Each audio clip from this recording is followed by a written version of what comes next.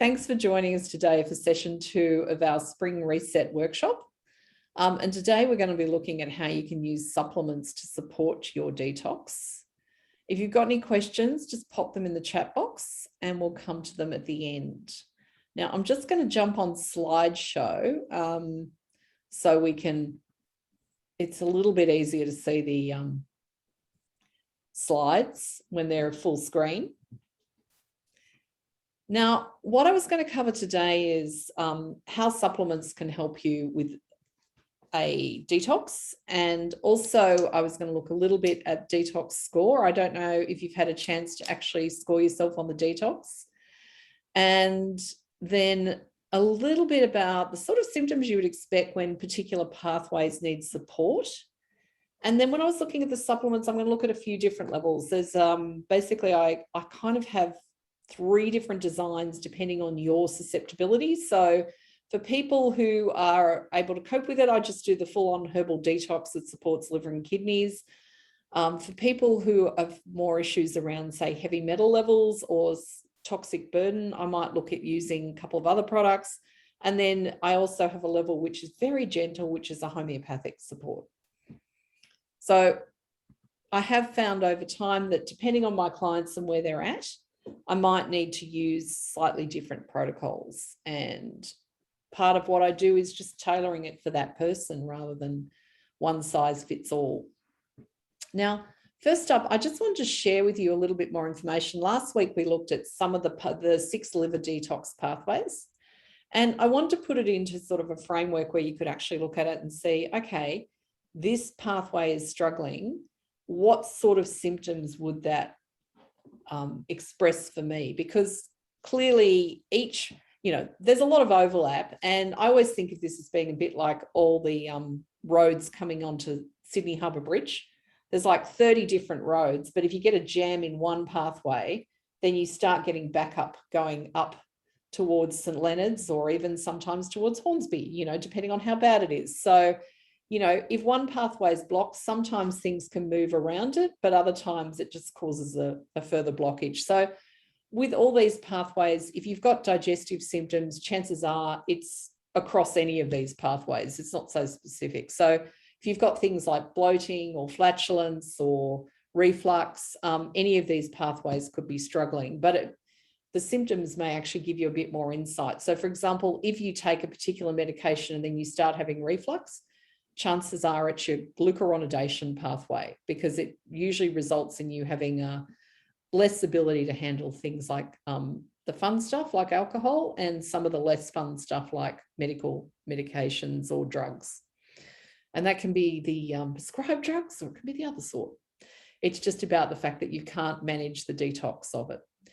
Methylation, which is the pathway I mentioned first, often is associated with a tendency to building up a lot of inflammation and then having your energy affected by that. Because if you're inflamed, I always think about it as, really for things to work properly, you need enough hydration so that everything can move around the body.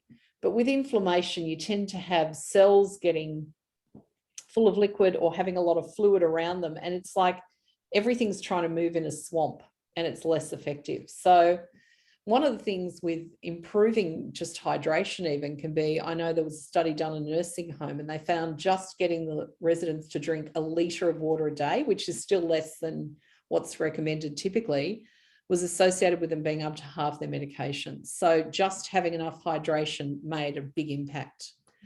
Now, if your symptoms are more on the hormonal level, it's like PMS, menopausal flushing, that sort of thing, it's usually the sulfation pathway that's the culprit. And acetylation is also responsible for some of the caffeine sensitivity, but also poor drug handling. So, if you find that you have reactions to lots of drugs, whether it's antibiotics or painkillers or things like that, can be glucuronidation, but it can also be acetylation. So you need to support both those pathways.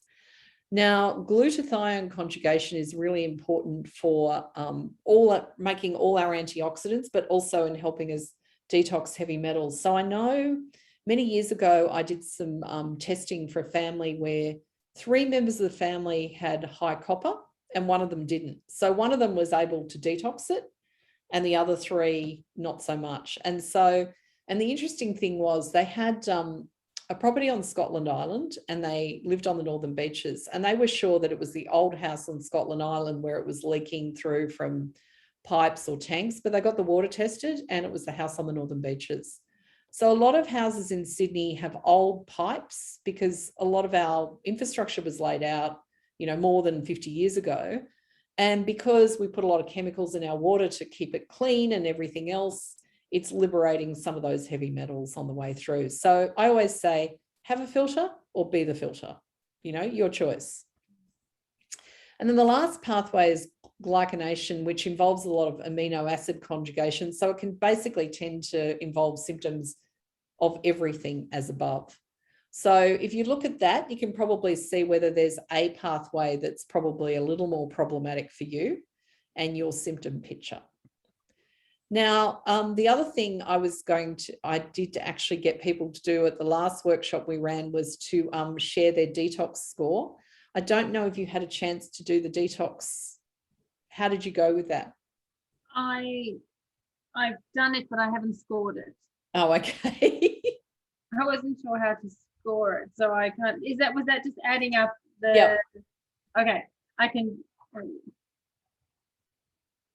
you want me to do it quickly? You keep talking. If you've got a chance, you can do it quickly. Because I just think it's useful to know where you sit. But typically, depending on your score, I look at if it's under 30, then an express detox is usually a good strategy for you, which is just kind of like a spring clean or a digestive reboot, so it's just rest and reset. If it's higher than 30, it usually means there's some specific challenges for you, which could be liver pathways. If you've had a lot of treatment or intervention in the last few years, then often liver will come up as a high level. It could be that you have a high level of heavy metals in your system or some really specific digestive challenges. Now, heavy metals, you kind of go, well, where am I getting that from? A lot of people, if they work in admin type jobs, it's not a common problem. But I always remember I had a 19-year-old girl who had really bad skin rashes around her neck. And I'm saying that because I can see on the camera that I'm a bit red. But she had this really bad skin rash. And when I did the testing, she came up actually really high in aluminium, which I thought was really odd because aluminium is the 8th most present element in our soils and in our environment. But, it just seemed like a really odd thing for her to be so high in. Anyway, I looked through all her personal care products and turned out that she was using a fake tan, and she had the most beautiful skin, but she felt like she needed to be, that glowing color. And it was 76% aluminium salts. So that's where the exposure had come from. So the simple thing to do was we did the express detox, but we also just got to just stop using it so we could get rid of it. And it really cleared up beautifully. So I'd say one thing that's really important to do is make sure, and next week what we're actually going to do is look around at personal care products and home care and other things and other sources, because, you don't necessarily think of, okay, I live on the northern beaches and my pipes might be full of copper and lead. If you grew up renovating old houses, if your parents were renovating old houses, then you think about lead paint. Or if you have a mouthful of old fillings from, that era where dentists want to fill you every single appointment, then you might have a level of mercury. Mm-hmm. So what was the score? I'm just doing 11, 22, 25. I reckon I'll be over 30. Okay, so that usually means I look at an express detox first up to get everything working and functioning properly, and then we might do more support around other areas depending on what comes up high on there. So it's just it's a good way to give you a quick insight into what might need a bit more work, although I think you probably already had a few ideas on that. Now, let me explain how the detox would work. So typically what we've talked about, I've really focused in on liver, but the other important part of detoxing is your kidneys. So your kidney, if your liver makes things water soluble, your kidneys can excrete them. If it conjugates it in other ways, it goes through the feces and is removed. but that process actually requires enough fiber in your diet. So the fiber acts like a broom and sweeps through your system. So that's why I put the green smoothie picture up here. More fiber, always more fiber. And that's why the 3 cups of veggies a day is so important. So with the detox, the one I use is by a company called Metagenics, and it involves 2 products. And sometimes I'll use a little bit of gut support as well. But basically, it's a low allergen protein with a combination of rice and pea proteins. So something that's not going to be reactive for a lot of people. And it has some really supportive nutrients in some milk thistle, which is basically a beautiful herb and is capable of almost regenerating the liver. So, you know, it's just really that supporting all those pathways. It has a number of amino acids that are important to support that acetylation, and also a low dose multivitamin. So again, it's making sure all those pathways are supported to detox from a liver perspective as effectively as possible. And then the detox greens is actually some beautiful greens, coriander, spirulina, but also cleavers, which basically acts like it's cleansing for the lymphatic system. So about 10% of the fluid in the body doesn't go through the bloodstream, it goes through the lymphatic stream, which is very superficial. And if you ever have a lymphatic treatment, you'll think, oh, what are they doing? It's kind of really gentle. But basically, the lymphatics are moved around as you exercise by the muscles pumping, but it's far slower than, you know, say your heart, which is going like this. And that's where all your immune system is based. So your white cells, everything else is circulated in your lymphatic system. So if you get sick, you might notice that your lymph nodes come up, and that's all contained in the lymphatic system. So the detox greens is really to support that water soluble excretion and also clean out your lymphatics. And what I like to do with people is you can mix them both up into one meal substitute. So most women I know who want to do detox are also saying, oh, and I'd like to lose a couple of kilos, please. So what's really good to do is have like a good source of protein as a meal substitute, and they do it's a scoop of the thermophase and 2 scoops of the detox greens. Now, in this case, someone's combined it all into a green smoothie and put some pineapple and cucumber in there. But normally what I'd suggest to people is first up, they start by doing the thermophases, say breakfast or lunch, typically whichever meal you find harder. So if you find it harder to get organized and have a healthy lunch, but you really enjoy your breakfast, then do it then. Otherwise, if you find breakfast really stressful and difficult, do it for breakfast. But it gives you a really good hit of protein, and you tend to feel quite full for 3 or 4 hours. So from that perspective, it's good. And then what I do is I do the detox greens in the afternoon because it's like having a smoothie. It just gives you a really good energy boost, and it feels really cleansing. Now, if I was going into a more sophisticated detox where there were other systems to deal with, there's probably a couple of other things to look at, like using digestive enzymes, or if people have a really big overgrowth of, say, a particular problematic gut bacteria, and that may have come up on other testing we've done, or even just they have the signs and symptoms of candida. So if you want to figure that out, go in front of a mirror and poke your tongue out and see if your tongue's all white and coated. But for women, it's usually craving sugar, poor blood sugar regulation, often being prone to urinary tract infections, and having a white pasty coated tongue.